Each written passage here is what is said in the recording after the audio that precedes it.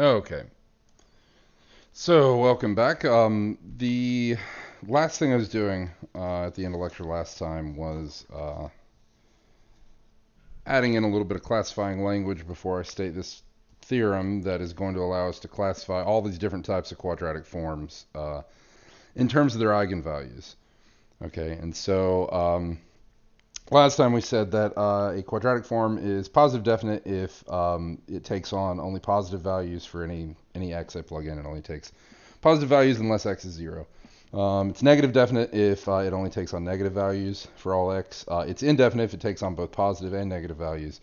Positive semi-definite and negative semi-definite have similar definitions. It's just you replace strict inequalities with non-strict inequalities. Okay. All right, and so this is going to allow us to actually classify the types of quadratic forms based on the eigenvalues of the associated matrices. So here's the theorem. I should say, I'll call this theorem quadratic forms and their eigenvalues. Okay, and so what this theorem says is the following. Let A be a symmetric matrix. Second, we have a symmetric matrix. We have an associated quadratic form. Then the quadratic form, or a quadratic form defined from A. So then a quadratic form, x transpose AX, is one, positive definite if and only if the eigenvalues are all positive. So it is positive definite if and only if the eigenvalues of A are all positive. It is negative definite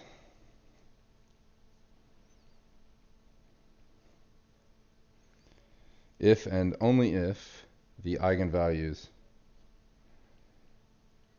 of A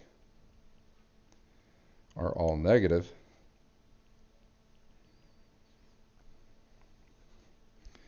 And lastly, it is indefinite if it has both negative and positive eigenvalues. If and only if A has both positive and negative eigenvalues.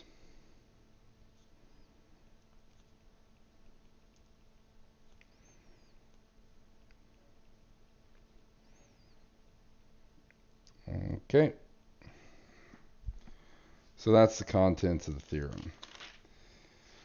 All right, so this actually follows immediately from the principal axes theorem. And so you I'm going to anticipate a question, your next question. I'm putting my hands to my head now. I'm thinking hard. Your next question is going to be, does that mean that if the eigenvalues are all non-negative, then it's positive semi-definite, right? That's an if and only if statement. And if its eigenvalues are non-positive, that happens if and only if it's negative semi-definite. I'll leave that to you to think about. So you should think about that and whether or not that is the case. Okay. All right. So let's do one example of showing this before we move on to our constrained optimization, which is probably going to take most of the day. So here's example. Is q of x, which is 3x of 1 squared plus 2, x of 2 squared plus x3 squared plus 4, x of 1, x of 3 plus 4, x of 2, x of 3, positive definite. Well, why would I be so sure that it was any of those particular ones? The idea is that if I just look at this thing, it looks, right? It looks positive definite. So that is the reason for my guess here. There's a bunch of positive stuff going on here, right? There's just a bunch of positive things happening. All these numbers are positive, and so this looks very much like a positive definite quadratic form, if ever there was one, right? We got to remember that that's, according to this theorem, that's not what makes it positive definite. What actually makes it positive definite is, of course, all those eigenvalues being positive, right? And of course, we know that the eigenvalues of, say, a matrix are not necessarily something you can just immediately look at matrix and see, right? Clearly, because that was kind of the whole point of chapter 5, was finding, eigenvalues. And if you could always just look at a matrix and see them, well, then there wouldn't be too much to that. So what is the matrix associated to this? Okay, what's the matrix associated to this? Well, if we're trying to reconstruct the matrix, how do I do this? So I know that it's going to be a 3 by 3, right? Because I only have some x sub 3's here. This is a 3 by 3 here. Okay. What are my diagonal entries of this matrix? Well, I just look at the pure entries in the quadratic form, right? The x sub 1, x sub 1, x sub 2, x sub 2, and x sub 3 entries. And what do I get? Well, it's my diagonal entries are 3, 2, and 1. Okay. And again, you see what's going on with the quadratic form, where the subscripts of the variables actually tell you the entries, right? So if you wrote this instead of an x1 squared, it would be x1 times x1. So that's the coefficient there is going to be the entry in the 1, 1 slot. That's 3. Then the coefficient on the x sub 2 term is going to be in the 2, 2 slot. So that's 2. And then the 3, 3 entry is 1. So then what is this?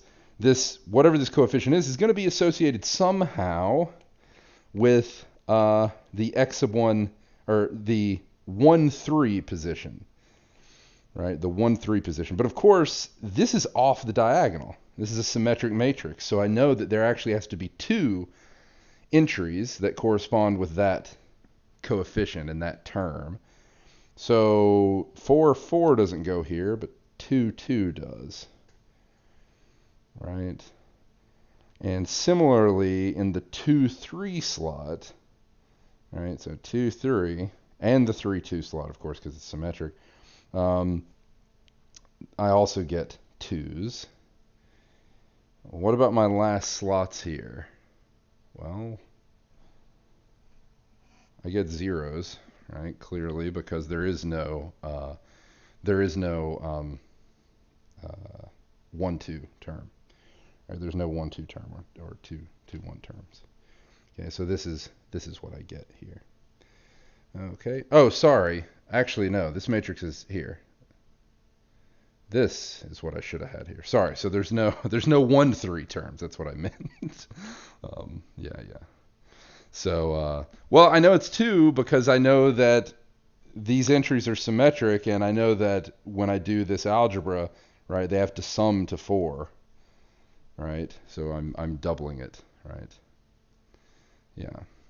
So this should be the 1, 2 term, right? Because if you think about, off the diagonal, you're getting contributions here from 2 spots, right? So 2 plus 2 is 4. 2 plus 2 is 4. Couldn't have 4 and 4 there because then those would be 8, right? Okay. So this should have been a 2 here instead of a 3. And now this makes sense. So in this slot, I have I have a 2 in the 1, 2 slot and another 2 in the 2, 1 slot. But 1, 2 and 2, 1 are the same, right? Because x1, x2, and x2, x1 are the same. So I get 2 of those. So 4. Okay. So anyway, here's my matrix, right? So here's the associated matrix, and the eigenvalues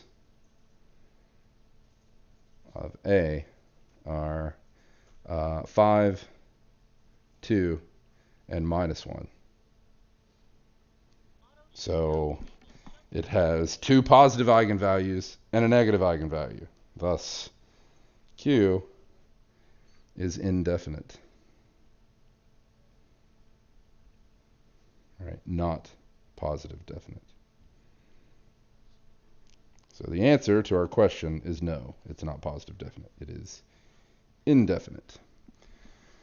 Okay, which shows that you can't just look at the terms in the quadratic form written out in this way and just immediately tell, right? So you do have to do this and figure out what the eigenvalues are. Okay. All right. So, question, why did I put 2 in position 2, 2? It's on the diagonal, right? So on the diagonal, there's only a single term that contributes to these squared terms. So that's why I get 3, 2, 1 on the diagonal, because there's only a single term here that contributes to the 1, 1 term, and that's this entry, right? But for all these other, for all the cross terms, you're dealing with a symmetric matrix, and they're contributing the exact same thing across the diagonal, right? Okay.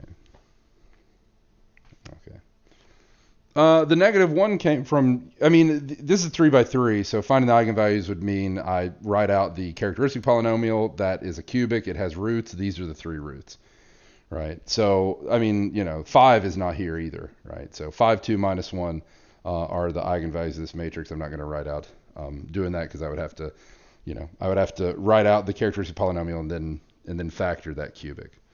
But yeah. Okay. All right. So, okay. So that's an example of showing how this works. Now, we can actually use this to define, we can transfer that terminology to the matrix A itself, not just quadratic form. So a lot of times you'll hear the following terminology, which is a positive definite matrix A. So a positive definite matrix A is a symmetric matrix whose associated quadratic form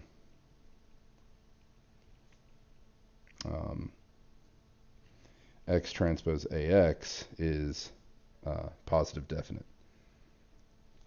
And I'm not going to write out the other versions of this definition, but you have the same thing for a negative definite matrix or a positive semi-definite matrix. All those things you can define in the exact same way. So other definitions are similar. Okay, and so this allows you to talk about positive definite matrices, not just quadratic forms. Okay, and so you can classify behavior of positive definite matrices without explicitly referring to the quadratic forms. And of course, that is determined entirely by the signs of their eigenvalues. Okay. All right. And so this brings us to the discussion of constrained optimization problems. Now, what are these? What's the purpose here? The idea is the goal, what we want to do is find the max or min, depending on what you care about. Maybe you care about both. So find the max and or min, really, that should say, value of a quadratic form Q of X subject to some constraint. Okay, which you could view as either lying in some, subset of the domain, right? So this is defined, for all vectors, but you could say define it for vectors satisfying some constraint, which restricts your attention to some set. Now, you might say, well, like what type of function is this, right? What type of function is this? Well, this Q of x typically looks like what? It looks like x sub 1 squared plus x sub 2 squared plus that's x sub n squared plus some cross terms, right? X sub 1, x sub n, plus, or x sub 1, x sub 2, plus x sub 1, x sub 3, and so on. And I'm not going to, and of course, there's coefficients here that I didn't write in, right? So I'm just going to write it stupidly, like a, b, and so on, right? All the way up to, or maybe I'll say a sub 1, a sub 2, all the way up to a sub n here. And then there's other coefficients here I'm not going to write in. The point is that I don't need like a specific description of this. The point is that it is some degree 2 polynomial in variables, right? So degree 2 polynomial in variables. That's what I care about. Okay. So the second that you phrase it like this, then the question of minimizing and maximizing, I mean, the second you ever hear the words minimize or maximize, the first thing you're thinking back to is calculus, right?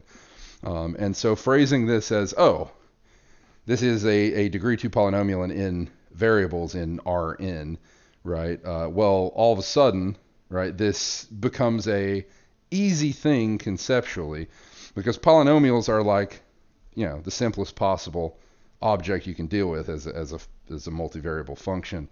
And so they satisfy every possible thing you could want from them. And so questions about when you are going to be able to do this are really easy, because polynomials are continuous, they're differentiable, they have every analytic property you'd want. And of course, from previous calculus classes that if you have a continuous function on a compact set, and I won't get into what compact means, but if you have a continuous function on a, we'll say, closed and bounded set, then you're guaranteed both a max and a min. So, conceptual questions about when you should be able to do this are immediately tossed out, because you're going to be able to do this typically, because the thing that you're dealing with is so nice. Okay. And so this, so usually, or I don't know if I'll say usually, I'll just say in many cases, but I'm not going to rewrite that. So I'll say usually this can be arranged so that x varies over the set of unit vectors.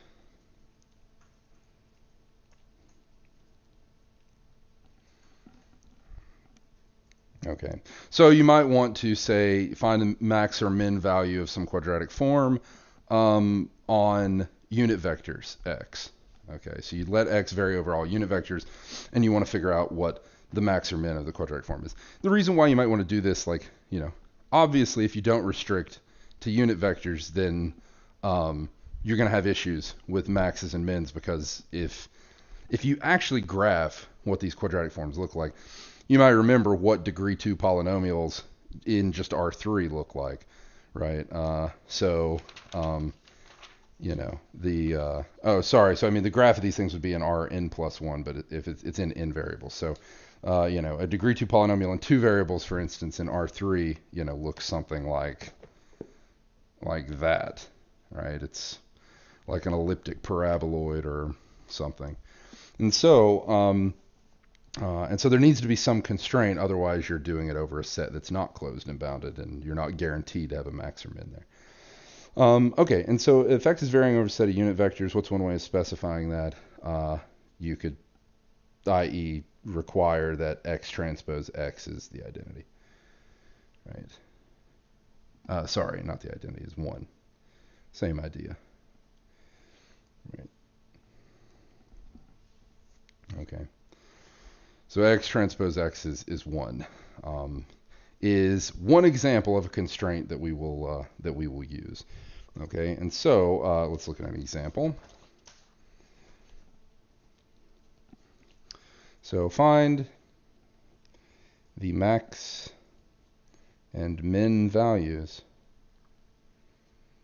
of the quadratic form q of x, which I'll write as 9x sub 1 squared plus 4x sub 2 squared plus 3x sub 3 squared, subject to the constraint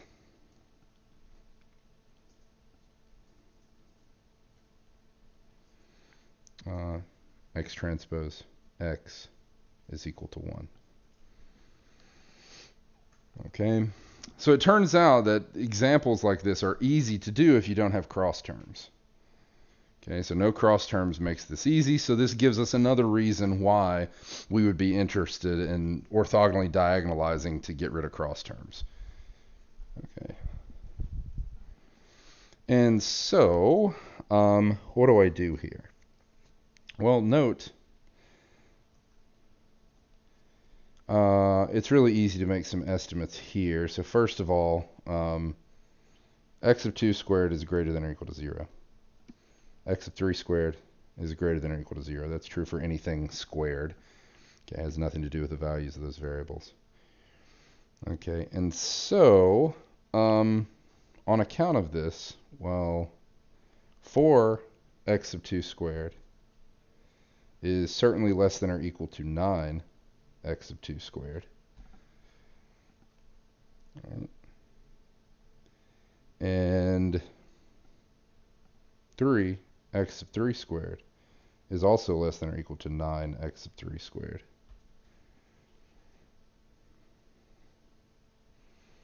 Okay. What am I doing here? I'm replacing terms in this quadratic form with something that is going to be easy to deal with algebraically. And so, q of x is 9x sub 1 squared plus 4x of 2 squared plus 3x of 3 squared. So this is 9x sub 1 squared. 4x of 2 squared is less than or equal to, oh, this isn't equal to, I don't want to do that. I want to actually bound this thing above. So 9x of 1 squared bounded above by 9x of 1 squared, that's fine because those are equal. 4x of 2 squared is less than or equal to 9x of 2 squared. So this is plus 9x of 2 squared plus 9x of 3 squared. Okay. And so I can factor out a 9 here. So this is 9 times x of 1 squared plus x of 2 squared plus x of 3 squared. But this quantity in parentheses is 1 if this constraint is imposed on it. So this is equal to 9 whenever x transpose x is equal to 1. All right. Thus, q of x is always less than or equal to 9, right, whenever x is a unit vector.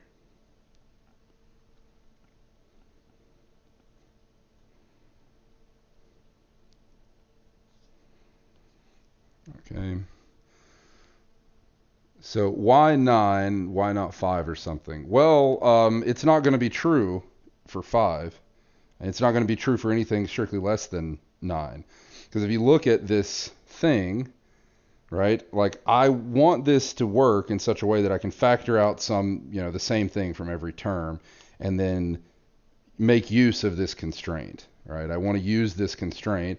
In order to do that, all these need to be the same thing. But why did I pick 9? Because if I want to find the max, right, then I pick the biggest one, right? I pick the biggest one here because the statement's just not going to be true if I choose. If I replace 9 with a 5, or if I replace 9 with a 4, or with an 8, or with a 8.99, it's not going to be true. Okay. Can I briefly explain why the terms in the parentheses equal 1? Well, what is x transpose x? This is x sub 1 squared plus x sub 2 squared plus x sub 3 squared.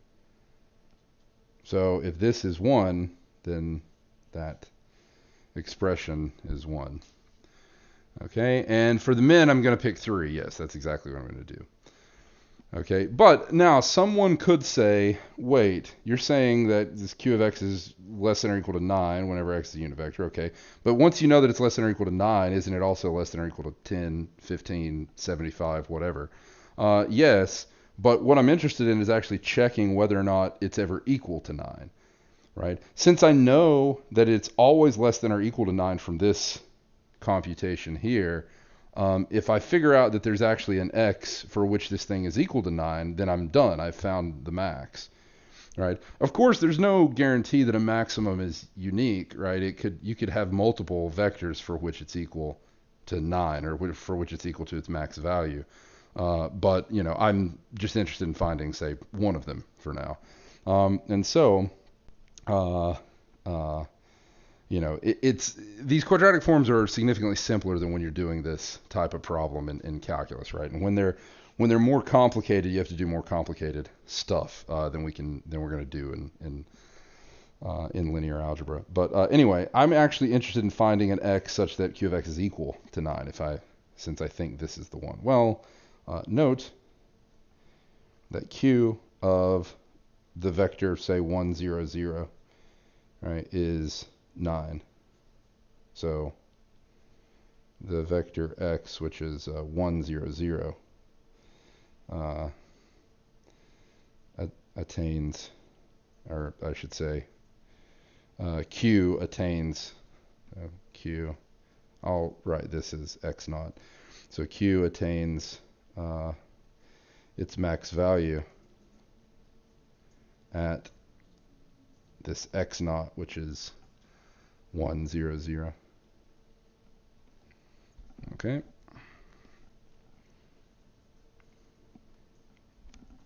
All right. So that was for the max. So I can do the same thing for the min. So I'll quickly do that. So continuing, note that, for instance, 9x sub 1 squared is greater than or equal to 3x sub 1 squared. So I can replace it if the inequality goes in the other direction. And 4x sub 2 squared is greater than or equal to 3x sub 2 squared. So q of x is 9x sub 1 squared plus 4x sub 2 squared plus 3x sub 3 squared. Using these inequalities, I can replace the first two terms.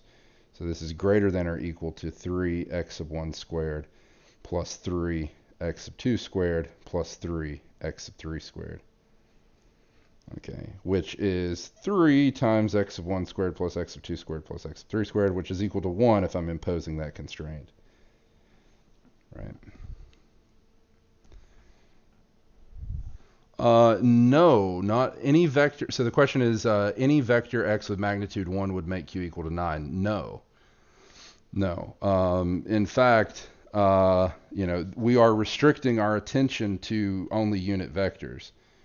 So if you chose some other unit vector that's not 1, 0, 0, you're not going to get 9, typically. All right. In fact, we're about to find another vector where it gives us 3, right? And before I even finish writing this, you can probably guess what that vector is. Okay. And so q of x is greater than or equal to 3 for any unit vector x. Okay, so we have found a lower bound on our quadratic form. Now we actually want to make sure that this thing that we suspect is our actual min value is actually attained, right?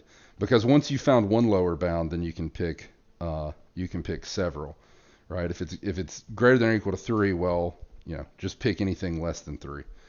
Right, and that's another lower bound. But we're interested in finding a lower bound that's actually attained, right, which is going to tell us our min.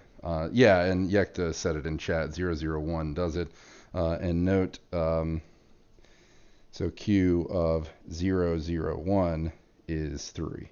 So q attains its min value at the vector 0, 0, 1. So, in answer to the previous question, here's a unit vector at which or on which q is equal to 3, not 9. Okay, but for a generic unit vector, it's going to be between 3 and 9, right?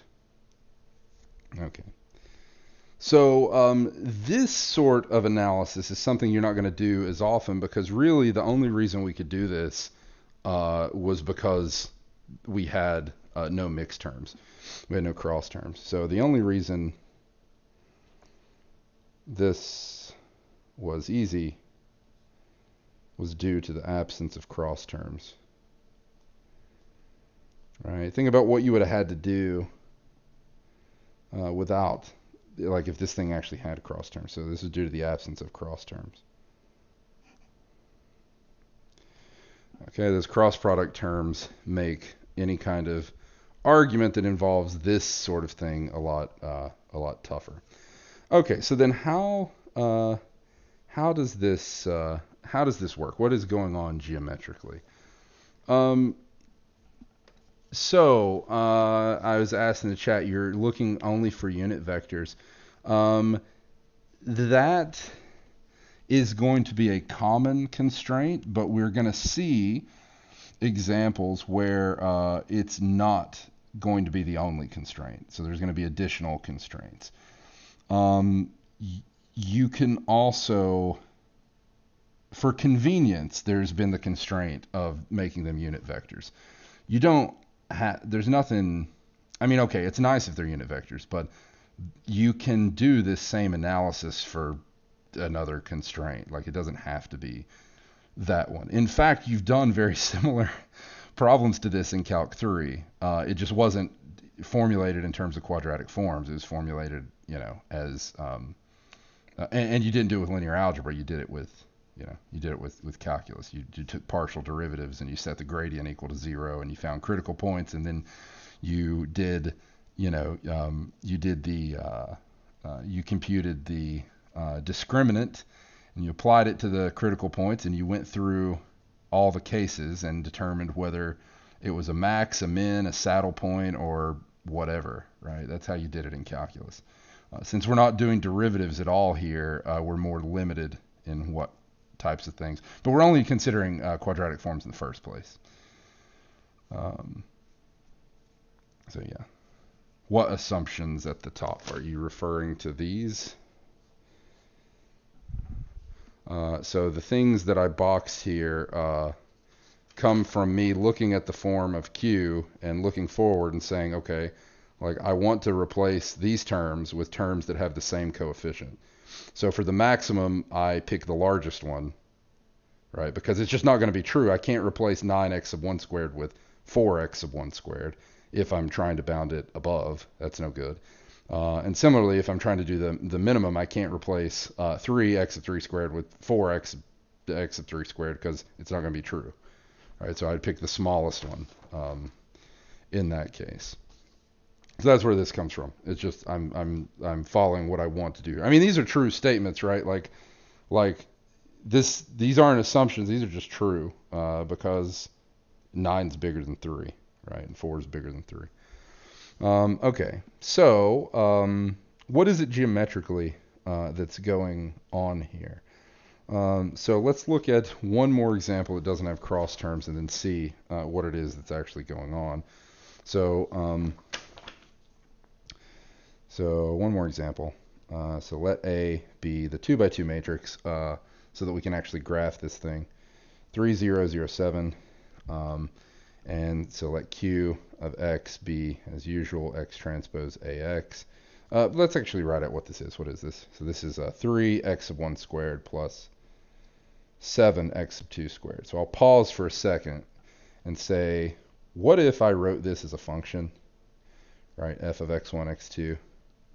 And I actually wrote it like this. What's the graph of this look like? So someone tell me while I'm writing down this other stuff, right? And so if I want to look at, say, a constraint here, right? So if I want to look at the constraint x transpose x equals 1, right? Then what does this mean? This means that x sub 1 squared plus x sub 2 squared is equal to 1. But what is this? All right. What is this? This is unit circle in the x1, x2 plane, right? Centered at the origin. Okay. What does the graph of this look like? Evan, yeah, so you can do that if you want to. We're actually going to have a list of theorems that that take care of this, so that you don't really have to do all that. The theorems alone are gonna, in the proof of the theorems, you do that, and then the theorems are gonna help you actually solve these problems. So this is unit circle in the x1, x2 plane, and so what I asked what this was. This is an elliptic paraboloid, right? So if you plotted this, you know, an x, y, z, or x1, x2, x3, this would be an elliptic paraboloid. So if I look at a nicer picture here. Okay, so let me have this zoom. I'm still not zooming. There we go. Okay. And so if I look at the graph of this quadratic form, so 3x1 squared plus 7x2 squared, then the graph is this thing that is kind of like, you know, kind of like a faded color. This is the elliptic paraboloid. This red circle down here in the x1, x2 plane is your constraint circle, and everything inside of it is like the domain you're considering before you get out to that circle. But what you're really doing is you're solving for, or you're looking at and bounding the values that occur on that red circle. But if you push that red circle up to see what's going on up here on the elliptic paraboloid, what you get is an intersection curve with that elliptic paraboloid that looks like this, right? And so what you're really doing when you're computing mins and maxes here is you're computing the heights of points on this intersection curve. And so the lowest point occurring is the min value, and this tells you where it occurs. And the max point occurring, at least the last coordinate of it, is the max value. So 7 is the max value, and that happens at the point 0, 1. Here 3 is the min value, and that happens at the point 1, 0. Okay? And so this constraint curve, finding what, you know, what is the point with the highest height and what's the point with the lowest height, is exactly what you're doing when you're asking for max and mins. Okay. So that's what's going on in these problems. Okay. All right. And so what is the main point? So it can be shown that for a symmetric matrix, so for any symmetric matrix A, the set of all possible values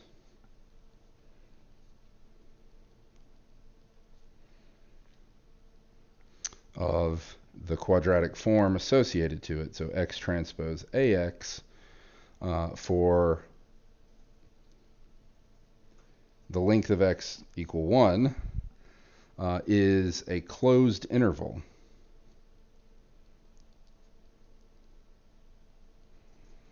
Okay, this is a closed interval on the real axis. The reason is exactly what I mentioned previously, which is that quadratic forms are like one of the nicest examples of, I mean, they're just a polynomial.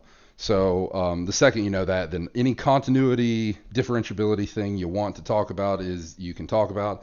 And so questions about maxes and mins existing on compact sets or on, we'll say, nice sets is really straightforward. You immediately get all that stuff.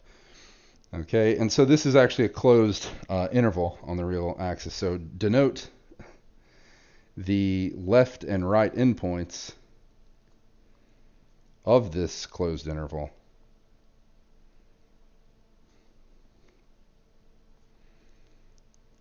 by little m and big M, respectively. All right, so little m is the minimum of the set of values of x transpose ax such that x is a unit vector. And big M is the maximum of the same values.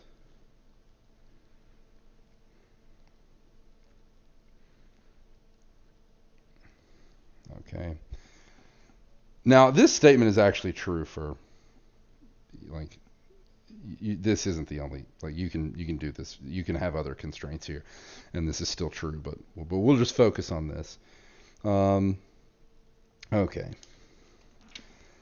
All right, so why did I set this up? I set this up for exactly what I said. The theorems are going to do what you want. Okay, so what do the theorems say? So let A be a symmetric n by n matrix. Yeah, so let A be symmetric. Then I'm referring to the little m and big M that I wrote up here. So then big M is the greatest eigenvalue of A. Okay, we'll say lambda sub 1. Okay, we are starting now going to get in the habit of listing the eigenvalues of a matrix from largest to smallest. You'll see why this is later. Okay, the reason why we don't have to do anything extra when we do this is I already told you when we were first doing diagonalization. It doesn't matter what order the eigenvalues occur in, right? So if you're diagonalizing a matrix, you can put those eigenvalues in any order you want on the diagonal. The only thing you have to make sure of is when you form the diagonalizing matrix P, the columns are in the same, the corresponding order. So if you swap the order of the diagonal entries in D, you have to swap the columns in P to make sure that everything matches. Okay, but other than that, you can have, that diagonal matrix, you can have those occurring in any way you want to. For a lot of reasons, it's going to be much more convenient to have the greatest eigenvalue be lambda sub 1 and have the smallest eigenvalue be the last one, lambda sub n, okay, listed with multiplicity. And so then our big M, this max value, is the greatest eigenvalue, lambda 1 of A, and little m is the least eigenvalue of A. Okay. The value of this quadratic form, x transpose AX, is big M when x is a unit vector. So when x is a unit vector or unit eigenvector U1 corresponding to lambda 1, which is big M. Okay. And the value of x transpose AX is little m when x is a unit eigenvector corresponding to the eigenvalue little m. Okay. And so this theorem is important for these because now this talk that you previously asked, do I need to orthogonally diagonalize and move everything over and solve it there and then move everything back? That's what the proof does. So I'm not going to go over the proof, and I'm actually going to stick to it this time. I know usually when I say that I end up doing the proof, but I'm not going to do it this time because it would take the remainder of the lecture, and there's no point when there's still some more stuff I can finish so that next time we can do the SVD. But the proof of it does exactly that. So the proof is orthogonally diagonalize,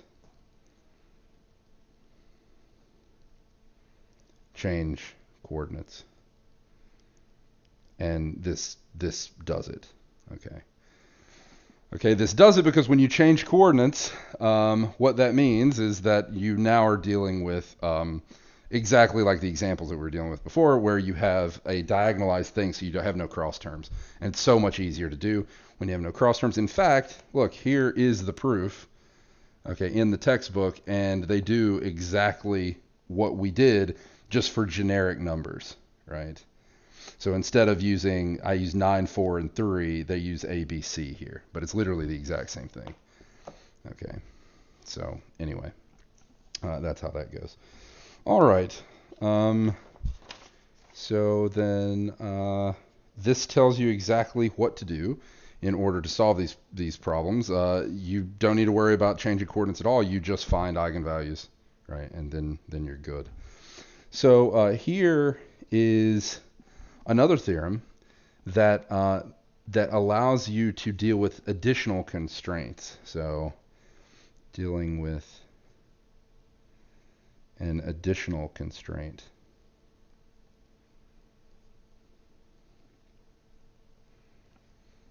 Okay, so let A, lambda 1, and U1 be as in the previous theorem.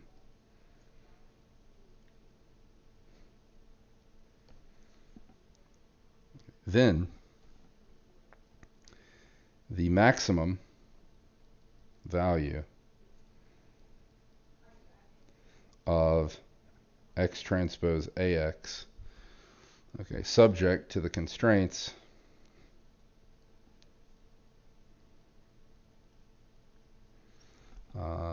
x transpose x is equal to 1 and x transpose U1 is equal to 0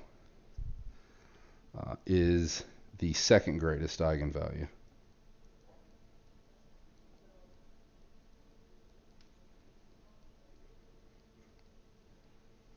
which we'll call lambda sub 2, right? And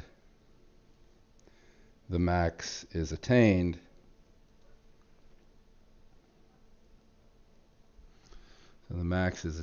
when x is the eigenvector, or is an eigenvector. U2 corresponding to lambda 2. Okay, so let's stop for a second and think what this is. This actually doesn't say anything too crazy here. In fact, the proof of why this works you can reason through in about 30 seconds. So here it is. So if I ignore this constraint, right, then my previous theorem tells me that my max value subject to this constraint only is the largest eigenvalue, lambda 1. Okay. So if I consider that problem, but then I add in one more constraint, x transpose U1 is equal to 0. Well, U1 is the eigenvector associated to lambda 1. Okay. And this constraint tells me what? This constraint tells me I'm subjecting myself to look for vectors that are unit vectors. That's the first constraint. This constraint tells me, but that are also perpendicular or orthogonal to an eigenvector U1 associated to lambda 1. This constraint throws out U1, and thus it throws out lambda 1 as a max. Okay, so this constraint is throwing out U1 and thus the possibility of equaling lambda 1. And then, so what becomes the new maximum? The second largest eigenvalue. Okay, in fact, I can keep doing this, right? I can actually have a theorem that generalizes this, so generalization of the above.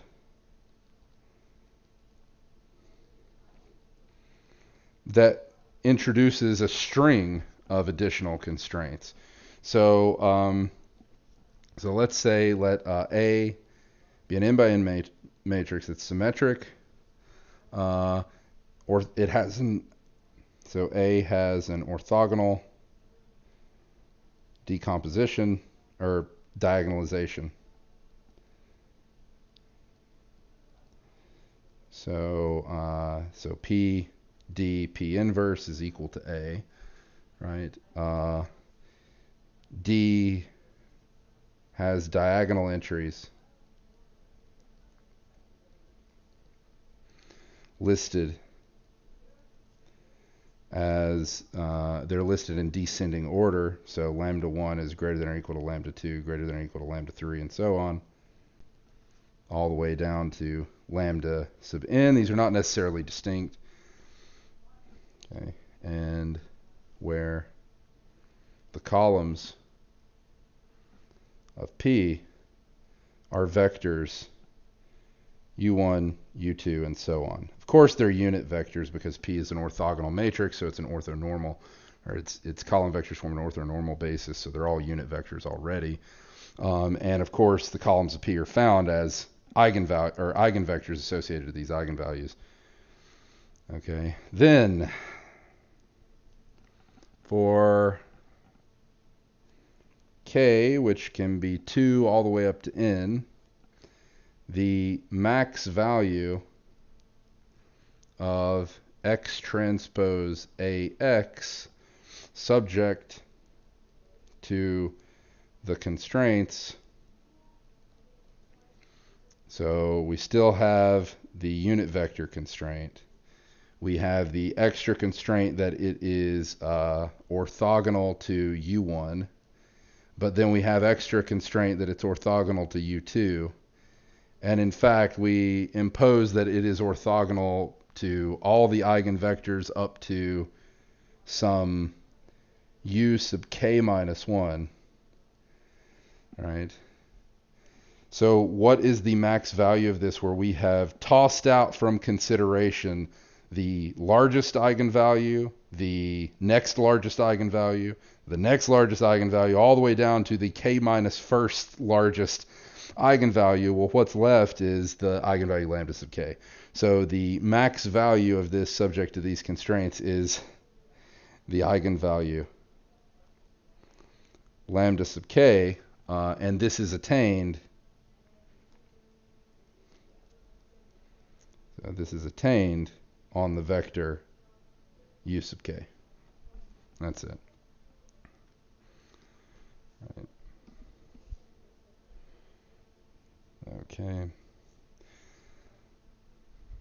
Yeah, so Gustavo is asking, this doesn't change the min. Right, we're doing it from the approach of imposing these extra conditions starting from the largest, but I could, if I wanted to, do it in the opposite direction, right? I could impose extra conditions by tossing out the smallest. That wouldn't affect the max, but that would affect the min. Right, and the exact same statements can be made for both. It's not like there's something special about the maximum. Maximums and minimums are the same thing, right? A max is just a negative. It's just minus the min. It's just minus min, right? And min is minus max. So that doesn't mean that the maximum is always the negative of the minimum. That's not what I mean there. What I mean is conceptually a maximum is minus a minimum. Okay, so it doesn't. That's what I mean there. I don't want you thinking that the max and the min are related like that, because I mean these are quadratic forms, so we know that the smallest, right, that they could be ever is if they've been diagonalized, have positive entries, the smallest they could even be would be 0, for instance, and maybe that's not even attained on on the set of vectors in question. But anyway, yeah, so that's not what I meant by that. Okay, so I think that's pretty much it that I wanted to say for this section. On Friday, we'll do the singular value decomposition, and after we do that, we will, because there's a lot of applications of stuff that use the SVD. So if you take Math 401, for instance, there's literally I think something like 25% of the notes on Math 401 deal with using the SVD. Anyway, but after that we will be done with the textbook, and I will be moving off the textbook, and we'll be talking about stuff that is not directly covered in the textbook until the last lecture or two, where I'll just take questions from people for those lectures. So anyway, so that's the plan. So after Friday, on Monday, I think I'll do Jordan canonical form. On next Wednesday, I will do the Hadamard matrix conjecture. And then the Friday after that, I'll probably take questions or finish up Hadamard matrix conjecture stuff, and then take questions. And then on the last day of class, I'll take questions. So that will be that. All right. So anyway, just I guess I'll see you on Friday. Oh, I said I would post the second MATLAB project, so I'll do that tonight. I forgot to do it yesterday, so I'll do it. I'll do that tonight. It'll be due on the last day of classes, not the last day of our class. It'll be due on a Tuesday, which is the last day of classes, I think. And then you'll have one more homework that will deal with this, some of the stuff that we've done, or that we're doing in the interim until your final exam. Some of the stuff you haven't been actually tested on yet. So anyway, last day. So our last lecture, Vande, is not next Monday, but the Monday after. But I think the last day of classes is the Tuesday after that. So I think it's December 15th. Let me see. Yeah, I think last day of class is December 15th, which is a Tuesday. If I'm wrong about that, then it doesn't affect us either way. So anyway, I will see you all. I will see you all on Friday.